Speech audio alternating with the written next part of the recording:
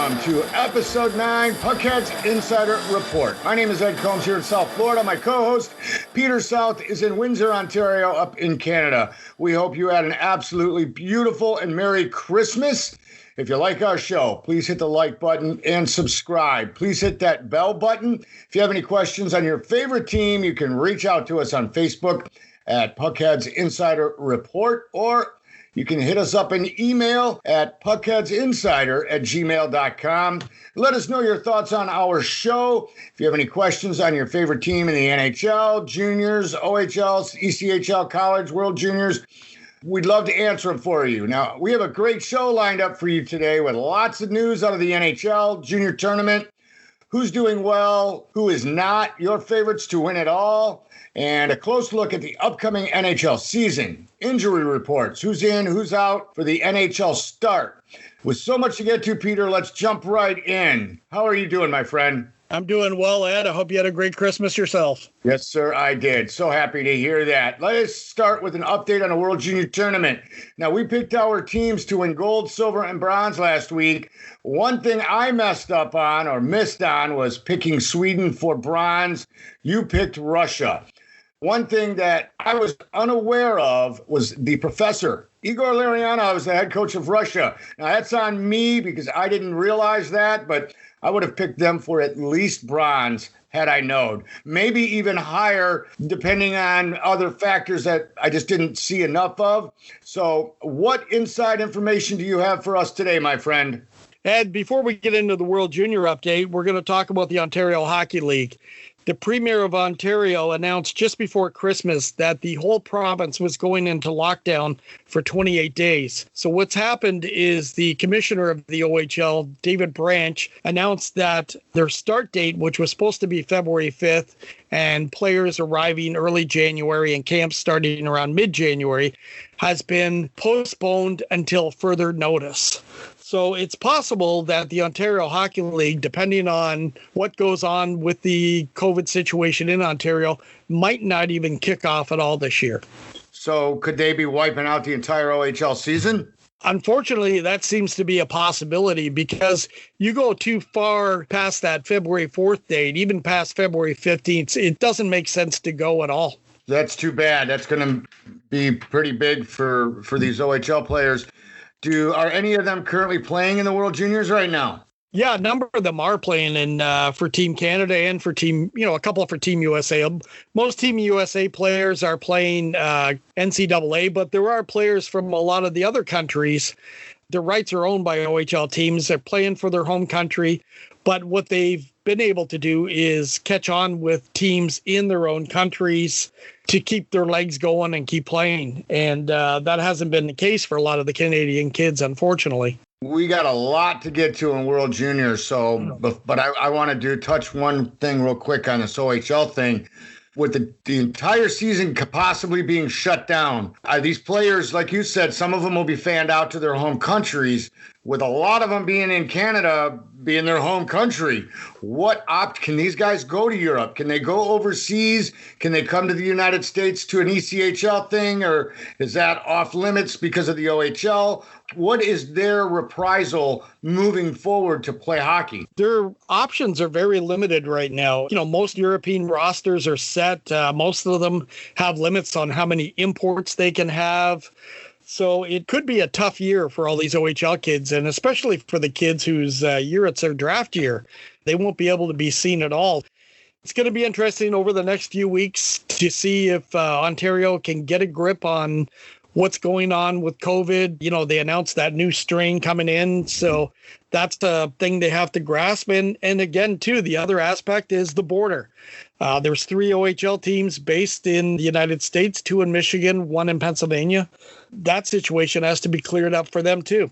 What does that do to these kids that are draft eligible for the 2021 draft that aren't going to be playing and won't be seen? Now, looking at this, devil's advocate type of thing, these kids that are projected to be drafted high, teams have been looking at them, teams have been watching them.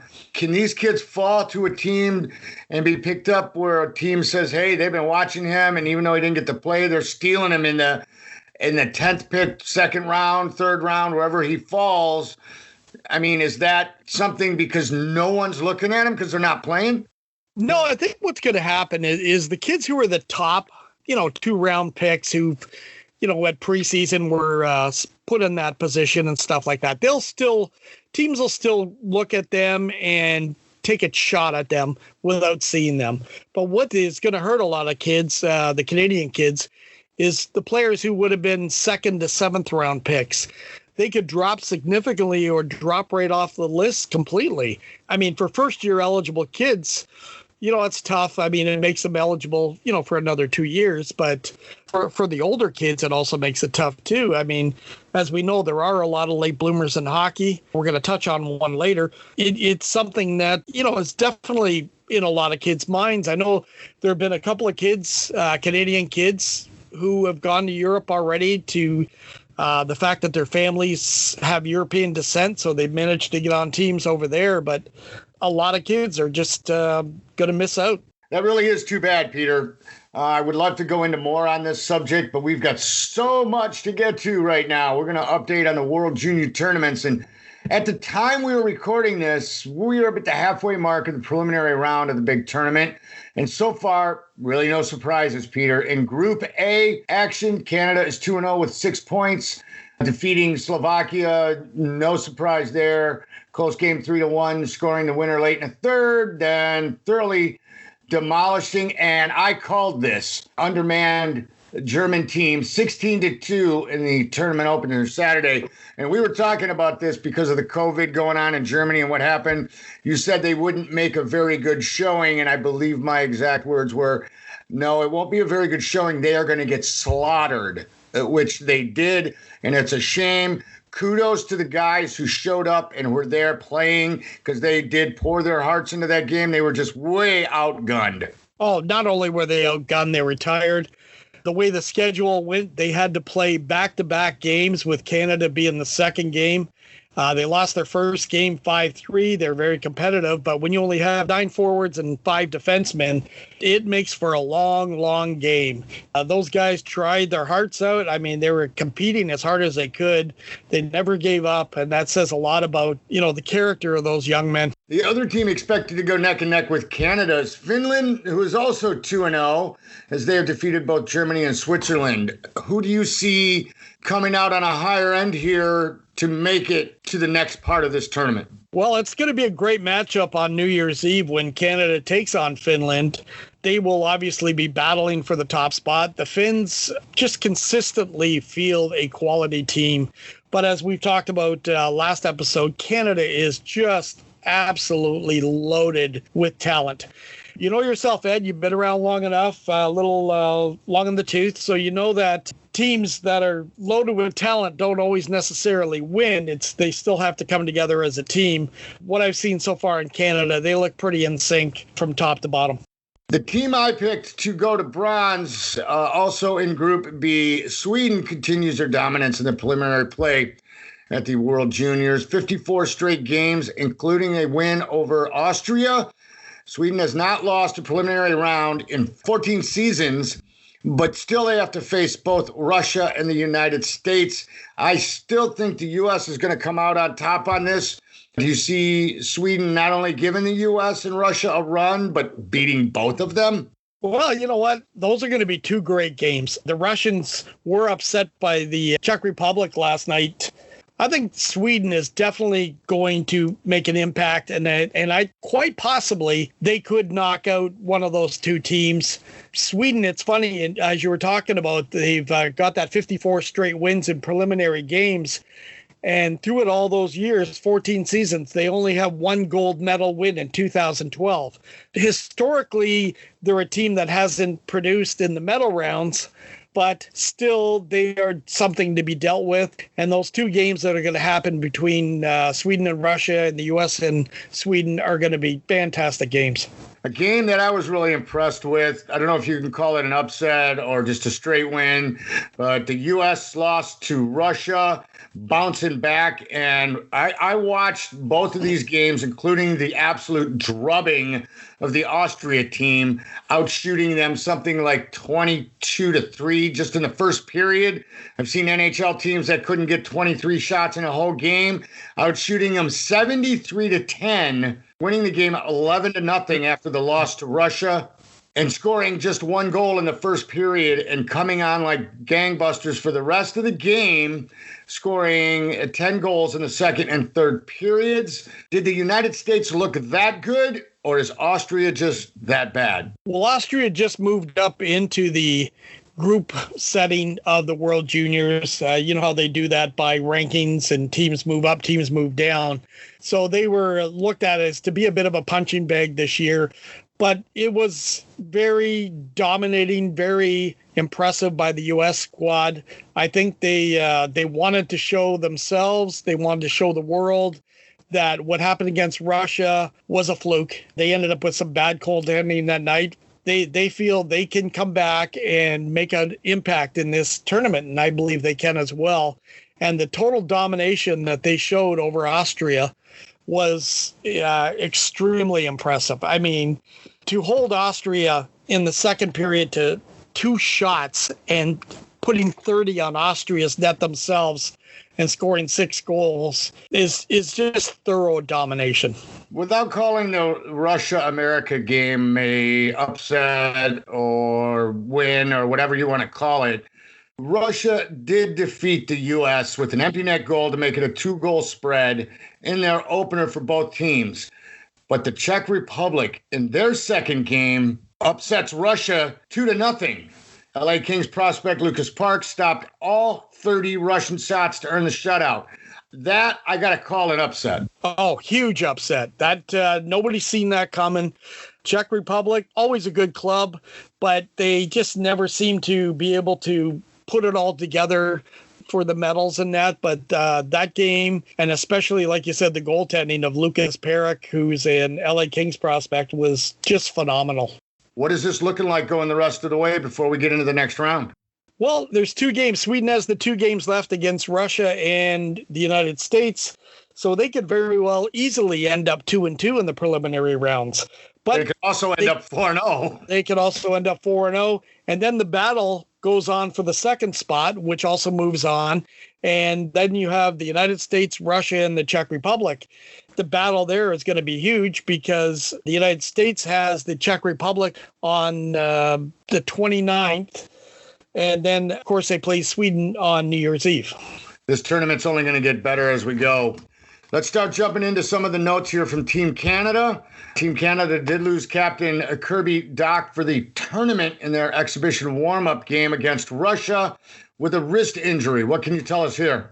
Well, this is a huge blow to the Chicago Blackhawks as well as Team Canada. Kirby Dach was expected to play a prominent role in his second year in the NHL.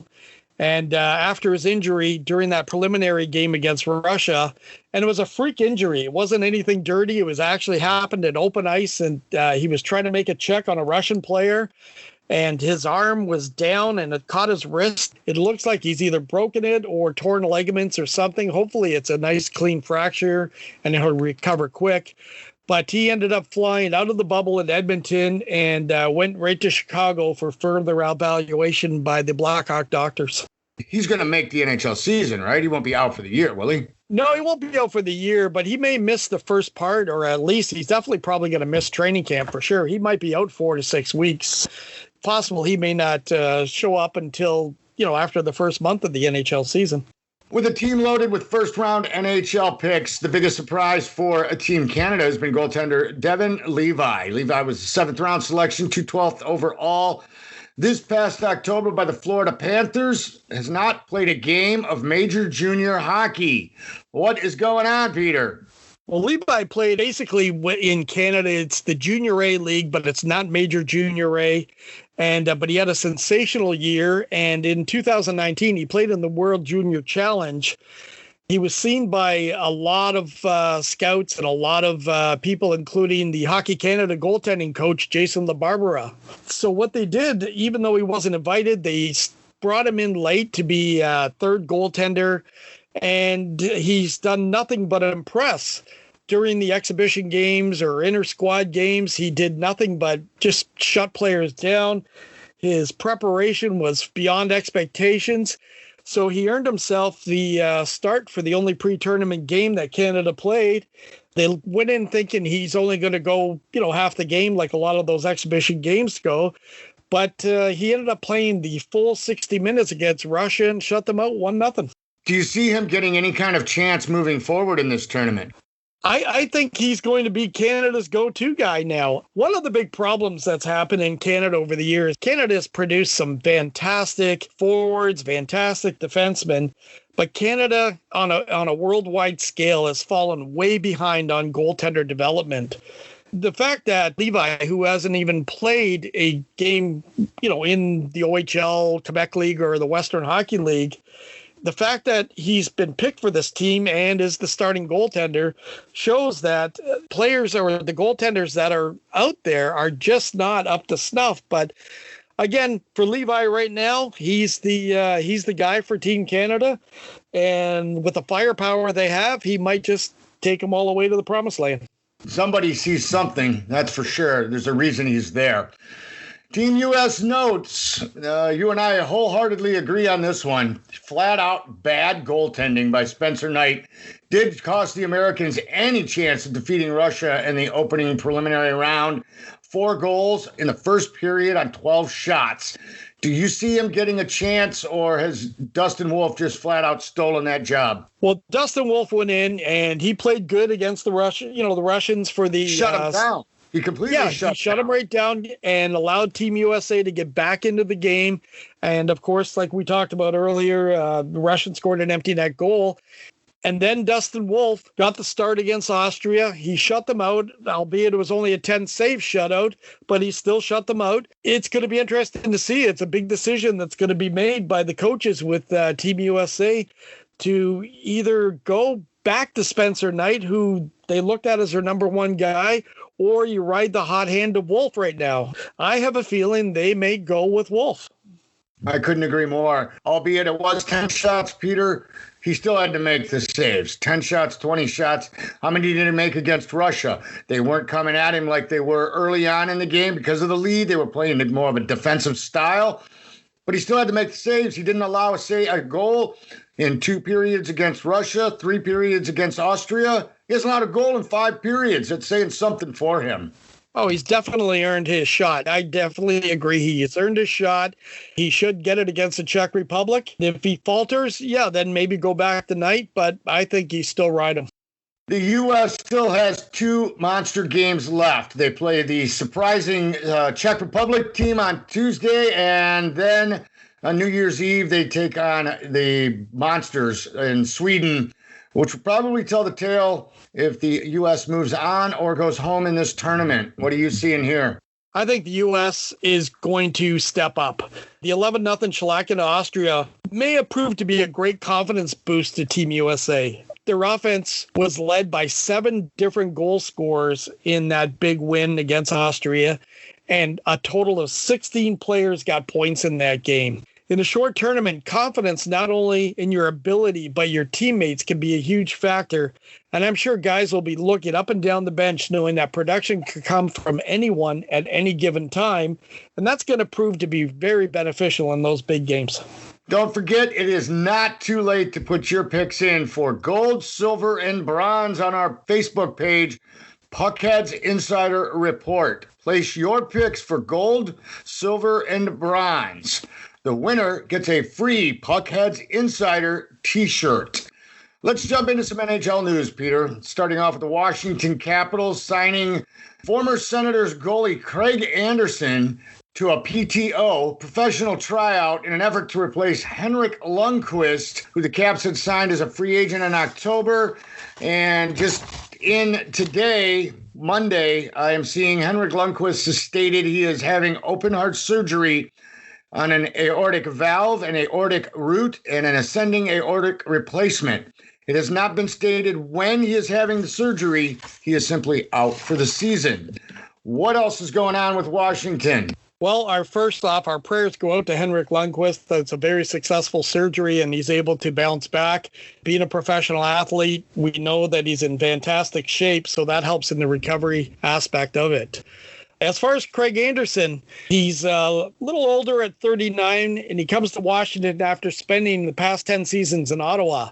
The Caps have basically handed the starting position to Ilya Samsonov, who was Washington's first-round pick back in 2015. After Samsonov spent 4 seasons in the KHL as a teenager and in his early 20s, he came to North America and played for the Caps' AHL affiliate Hershey Bears.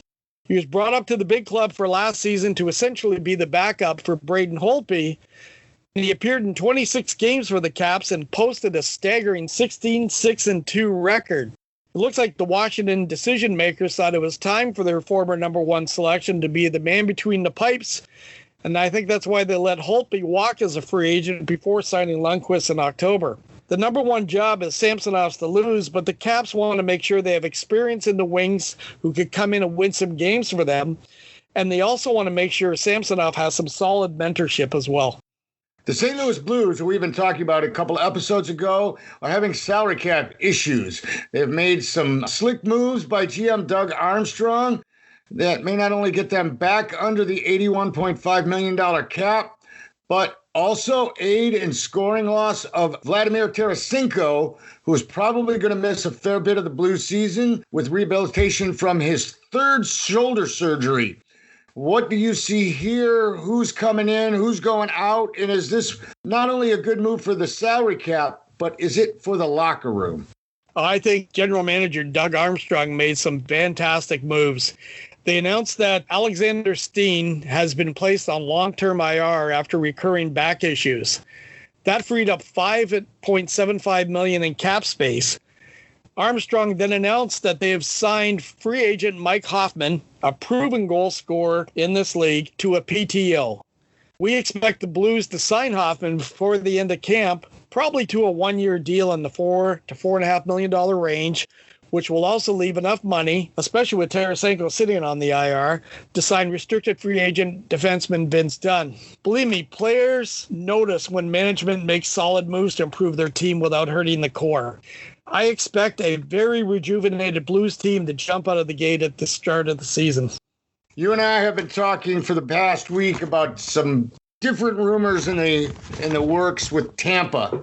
And it looks like what we talked about didn't happen with the players we were talking about, but something happened in Tampa, and there's been a lot of movement. What do you got here for us? Well, down in Tampa, the reigning Stanley Cup champs have been playing the salary cap shuffle and have made some moves to get themselves compliant with the cap for the start of the season. They ended up re-signing free agent forward Anthony Cirelli to a 3-year deal averaging $4.8 million. They also re-signed defenseman and fellow restricted free agent Eric Cernak to a 3-year contract averaging $2.95 million per season.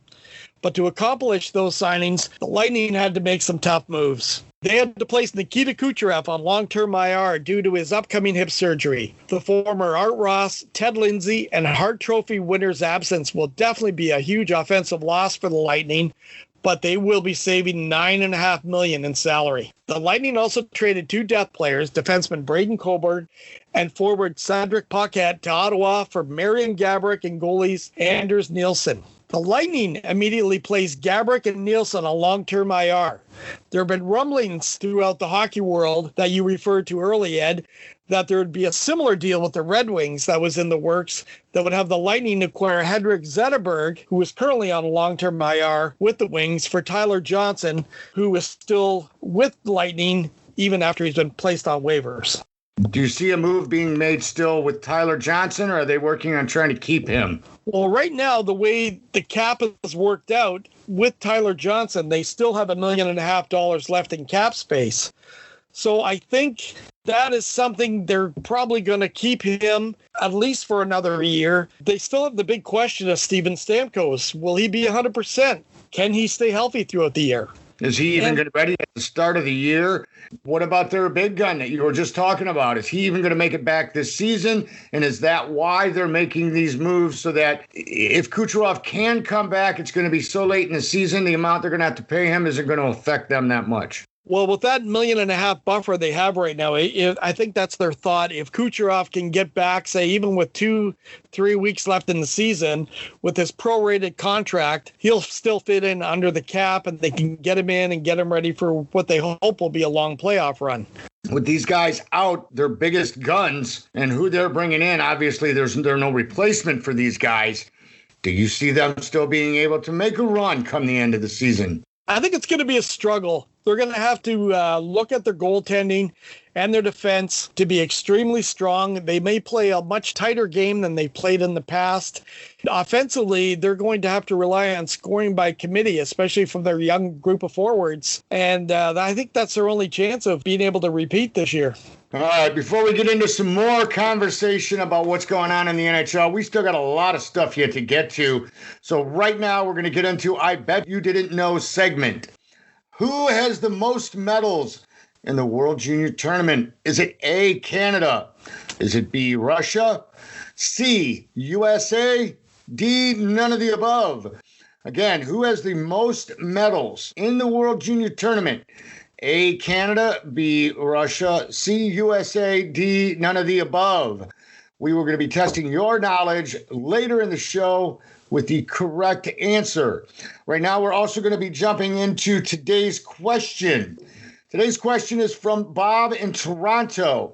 Team USA and Canada beating who they're supposed to beat, and the big goals being scored. Does anyone have a chance, other than maybe Russia, to compete for gold or silver over either Canada or the U.S.? Peter, Sweden is no joke. They've got to be taken seriously in this tournament.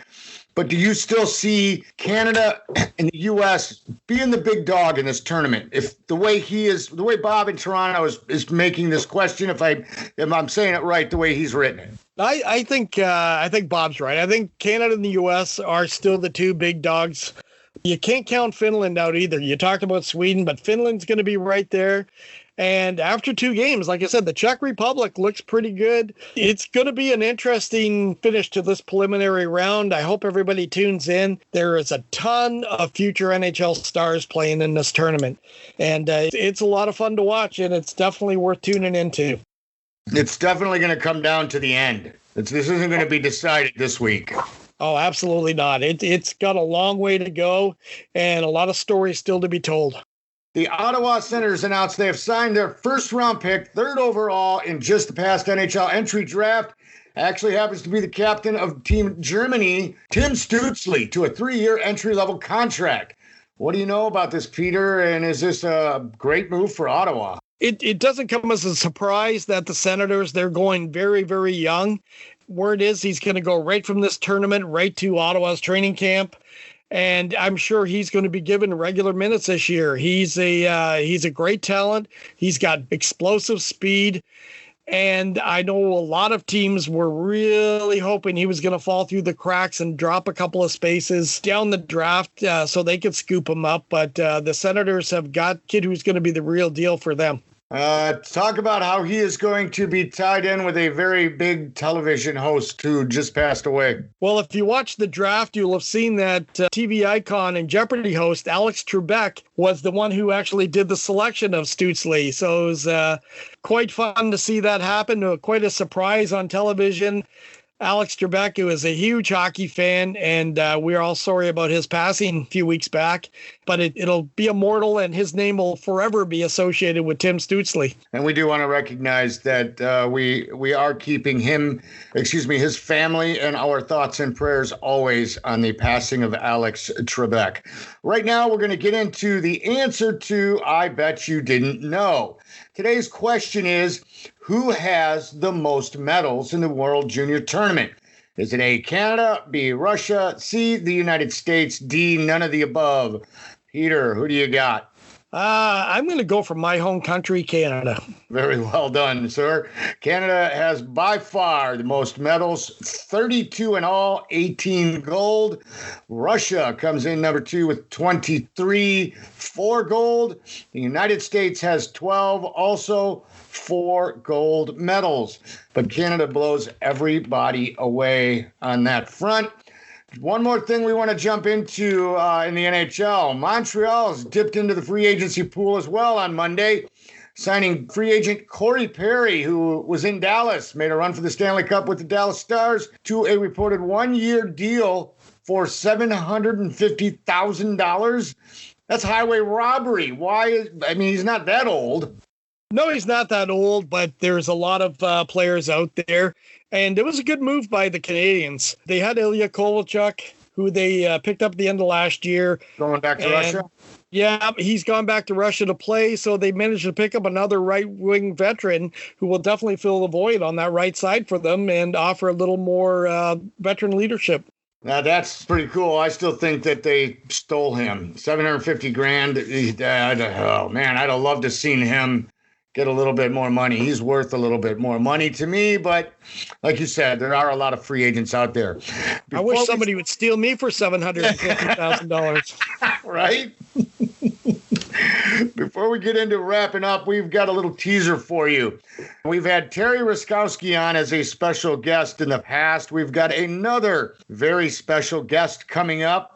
And I think I'll let Peter do this as he knows him quite well. Peter, who will be our guest coming up soon? We're going to bring Zach Cassian from the Edmonton Oilers on. And one of the things we want to talk on is the preparation that's had to be done for the past year and a half. NHL players have had to get ready for a regular season like they did last year when they start the season in October. They had to get ready and prepare for the bubble season, and now they got to get prepared for a season that's starting in January.